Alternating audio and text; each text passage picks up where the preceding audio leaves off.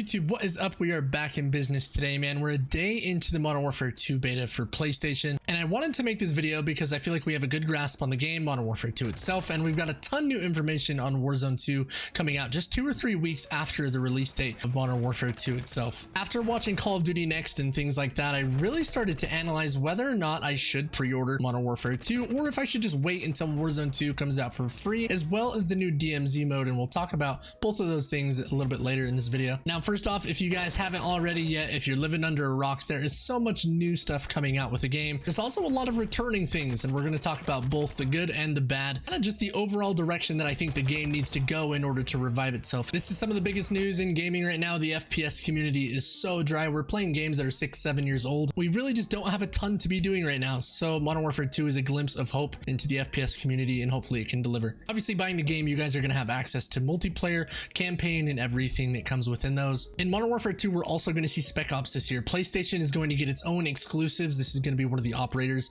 that's a PlayStation exclusive right here, as well as obviously they have the beta first and the open beta starting this weekend before next weekend. PC as well as Xbox get their turn at the open beta when we're all playing together. Now, obviously there's a standard edition of the game, which is actually 69 USD this year. I think personally the reason we're going to see a $10 increase is because Modern Warfare 2 is going to be out for 2 years. We're not going to see another Call of Duty in 2023. As we know, Treyarch's next game won't be until 2024. It will run off the same engine, and that offers a lot of new things. Firstly, begin talking about the movement that we've seen so far in Modern Warfare 2. As you guys can see here, we have a little edge lean that we now have implemented in the game, a part of the mantling system, and some of the mountings remain the same. We've lost slide canceling, although it's been a day since the game has been playable for the public, and we've already found a way to slide cancel. Who knows if it stays in the game? It definitely doesn't seem as good. So as time goes on, we'll see how sweaty multiplayer is. Really not one way or the other on that. I just want an overall good experience. As you guys know, this game is super make it or break it for Call of Duty and Activision, soon to be Microsoft. But man, this game's gonna be 2 years long. Without a shadow of a doubt, I fully think that they provide us enough content to get through the next 2 years.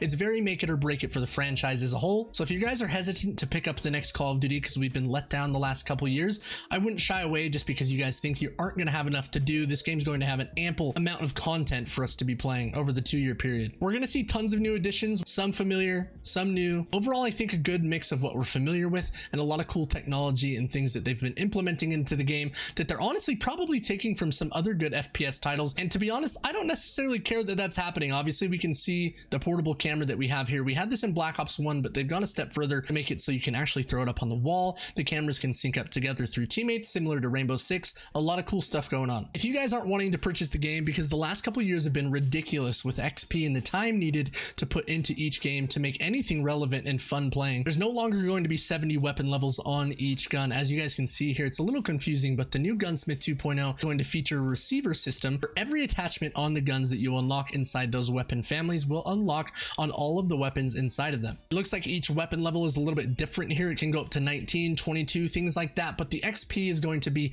so much easier than we've seen in the last couple years. I'm going to talk about attachments again when we get to Warzone 2, but again, this is a huge bonus. If you guys are sick of playing Vanguard, Cold War, and Modern Warfare 2019, you guys aren't going to have the same system. It's not going to be needing to play 2 full days in order to use the next meta gun in Warzone. So the XP side of things is something alone to be excited about. Next up, I think it's super important that these games have good maps. As we know, in Modern Warfare 2019, we had maps that were too large and just not very fun to play. In this game, they've specifically focused on the 6v6 versions, leaving some of the bigger maps to the bigger game modes. And honestly, I can't help but get such a Modern Warfare 3 feel and Ghost feel to some of these maps. A lot of the design feels a lot like Ghost to me. If you guys aren't old enough to be playing those maps, I think it's something that you can be super excited about because the flow of the maps are going to work a lot better. The pace of this game is going to be a lot different than Modern Warfare 2019. We still do not have dead silence as a perk, but they've talked a lot about accommodating all types of players, whether you're a rusher or a camper or whatever. If you like being more tactical, there's something for you. If you like being,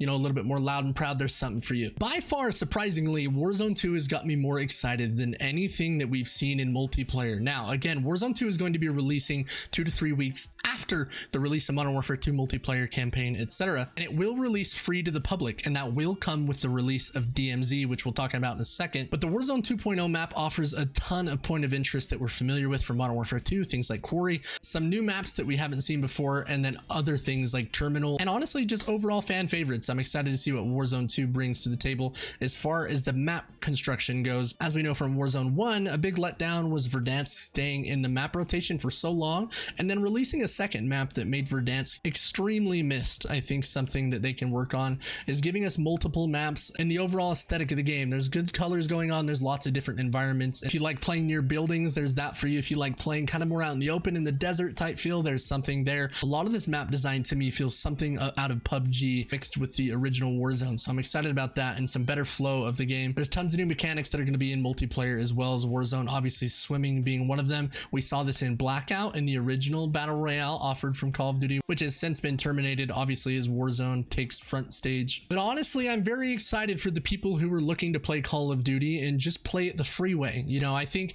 if you're a Call of Duty fan picking up Modern Warfare 2, that isn't necessarily essential like it used to be. Now, we haven't seen any footage of the Warzone modes to come, but as we know, there's a predominant amount of their community that is only playing Warzone, which is why we had modes like Plunder, Resurgence, things like that where you're able to get more kills and respawn more often. It's not necessarily so punishable like a normal Warzone would be, because a lot of these people would not continue to stay on the game if they were playing one life, waiting for a buyback, lost their gulag, and they're sitting for 16 minutes with their friends. They're going to get bored fast. So the current state of what I've seen in Warzone 2 is going to slow down a lot, honestly, but as we add more of those game modes and things like that, I think it will speed up.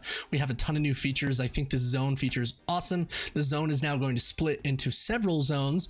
They can overlap, they might not, and then they will close in on the final zone, kind of making it a tournament of champions. You know, you're essentially going to have to win a game and then go fight the best of the best from the other circles to win again. Something I'm super excited about. We have just a small amount of information coming out about DMZ, but it's still enough to talk about. They've confirmed its existence and that it will be releasing with the release of Warzone 2. So theoretically, you think that that would mean it would be free, not a part of Modern Warfare 2. This is going to be the Tarkov-esque mode that we will see come into Call of Duty. I think that if there's a game to do this on, it will be Modern Warfare 2. The realism aspect of Infinity Ward's games offers a great upside to something like this succeeding. The producers talked a lot about how you'll jump into a map that's filled with AI as well as other teams. It's objective based and it's super vague as far as what they've gone over, but it will be on the Warzone map, and that's kind of all we know. But from other games like Hunt Showdown and Tarkov, we know that this has a big chance of succeeding in a large audience that would play it. I'm assuming it will be free, as they said it would come out with Warzone 2.0. Talking a little bit about AI, we're going to jump into the new Gulag, which is going to be in Warzone. Now, they've talked about beta testing and playing around with AI in the Gulag, and I just have to say it's an absolutely horrible idea.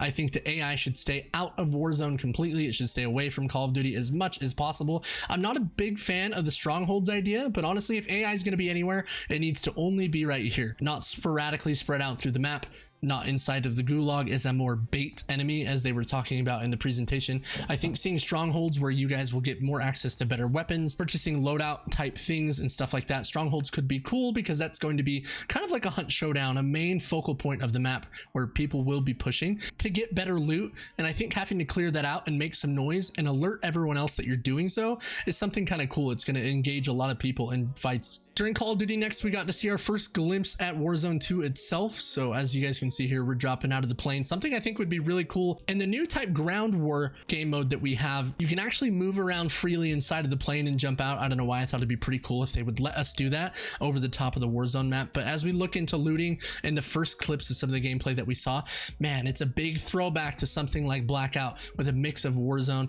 a little bit of PUBG in there. I'm a big fan of how the loot is on the cupboards, on the tables, all over the place. I like not just spamming boxes as fast as I can. Picking up medical equipment and ammo in respective places where they would belong makes a ton of sense to me, and it makes looting a lot more fun and engaging. It's something like we've seen in Blackout. Like I said, it looks like they're going back to a little bit more of a tactical route. We also have seen this in PUBG with different ammo, armors, attachments on the ground. I think they're taking a lot of what succeeded before and excluding a lot of what's failed, and I'm a big fan of that, man. It looks very similar, except under the wing of Call of Duty. I think they have a lot of room to add some cool new stuff, but just give us the stuff that we like from all these other games, and there's no reason they shouldn't be doing so. From what I've seen in the Gulag, they've taken a lot of what Champion Hill had from Vanguard. If you guys know anything about Vanguard and that mode, it's what their take was on Gunfight. I personally like Gunfight a lot more, but you kind of spawn in with a random teammate. Not sure how big of a fan I am of that. What if you spawn in with a crap garbage teammate? You know, I'd rather just play it by myself. I don't want to have to kill and go 1v2 every game. I can see myself having to do that. But there's also those shows AI in the gulag, as I said, as well as sporadically throughout the map. And man, I just really don't want to see that become a thing. Hopefully the community feels the same. Let me know what you guys think in the comments about the AI. I just don't think it's a good idea. Something else that's super important that's going to come is the attachments on the guns. We didn't see anything out of the ground loot of the first footage of Warzone we've seen. Obviously this is a super old build, but man, I think if we could loot attachments similar to something like Apex, as you guys can see here, or things like PUBG, I'm happy the loadouts are gone. I'm going to be completely honest. Loadouts are very nice. The pace of the game stays fast, but it takes no brain power, man, to just loot up a contract and buy your loadout. I personally really enjoy the older battle royales that offer the ability to loot attachments. And not to mention, the most important part is with this new receiver program on their weapons, with the attachments being universally unlocked, I don't see any reason as to why we shouldn't be looting attachments on the ground as well as the other loot that we have. I think that we can add simple additions like suppressors and muzzle brakes, and then different variations of grips, lasers and sights, stocks. Very easy, no need to go all out. But I don't think that we need to be going to buy stations to buy our loadouts or buy specific attachments and better weapons. I think looting attachments would be a great way to make your weapon feel like it's good without having to get through the new type of slower playstyle that Warzone 2 is going to offer, because it's not just rush to buy a loadout and then play team deathmatch, buy UAVs over and over, drop 55 kills. They've definitely made it a lot more difficult to win and be strong, and I like that. I think that the game should be a little bit slower until it's not. Once those fights start, they're super run and gun, and only one team's coming out of there alive. I would really like to see some lootable attachments with them being universal on all weapons. I think that'd be a great addition to Warzone, something like we saw in Blackout. They've already done it before, hopefully it's to come. Loadouts, I just thoroughly enjoy the opportunity of having a different weapon, not necessarily just meta classes that are always being buffed and changed, having to stay up to date on whatever. I really would enjoy picking up what I have situationally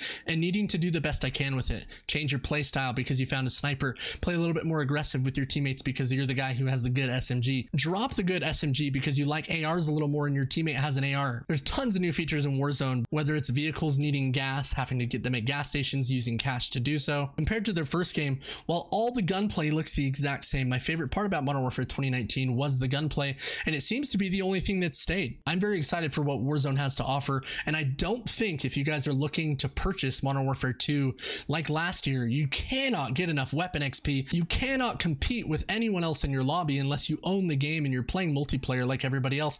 It might not be this way this year. At the end of the day, my overall thoughts are this game is 2 years long. If you're not someone who's necessarily a diehard Call of Duty fan, I would urge you to check out more gameplay. Play the beta yourself when it becomes open to everybody. No need to go out there and drop $100 on the Vault Edition if you just plan on playing Warzone with your buddies anyway. On the flip side of that, I think multiplayer looks amazing. I can't wait to check out the campaign. I personally am going to be picking up the game because I love Call of Duty and I hope to see it succeed. Multiplayer has a lot of new things to come, lots of new modes, mechanics, movement, maps, tons of new stuff. But I'm very excited for those of you that are only playing Warzone. I don't think you'll need multiplayer this year in order to use the weapons and do the things that you want. Let me know in the comments what you guys are doing. If you've pre-ordered the game, if you've already been playing the beta, what you think about it, what you hope to see. Obviously, it's still a beta. Everything's subject to change. Tons of information we don't know yet and stuff to come. But I'm excited from what I've seen so far, and I hope you guys are too. If you guys are new here, make sure you hit the sub, leave a like on the video. Let me know in the comments. Again, these could be really bad takes. They could be good ones. Tell me what you guys think. Hope you have a kick-ass day if you're just starting it. Sleep well if you're just ending it. We will see you in the next one. Peace out.